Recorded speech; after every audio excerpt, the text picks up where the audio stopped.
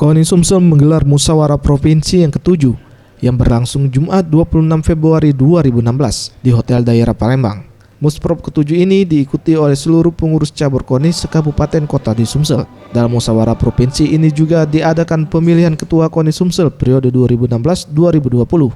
Mengingat ketua umum sebelumnya, Mudai Madang telah menjabat sebagai wakil ketua KOI dan masa jabatan yang telah 2 periode. Menurut ketua KONI Tono Suratman mengatakan, tantangan Sumsel di bidang olahraga sangat berat. Mengingat di tahun 2018, Sumsel menjadi tuan rumah penyelenggaraan Asian Games. Tentunya untuk mendukung hal tersebut diperlukan sosok ketua KONI yang mengerti permasalahan pembangunan di Sumsel. Dengan pemimpin yang baru tentunya akan ada terobosan baru yang akan dibuat untuk memajukan olahraga di Sumsel. Sport science yang ada di sini, pemanfaatan Jakabaring saya lihat dari tahun ke tahun terus berkembang, bahkan bantuan-bantuan dari pihak ketiga banyak dilaksanakan di sini, saya kira itu.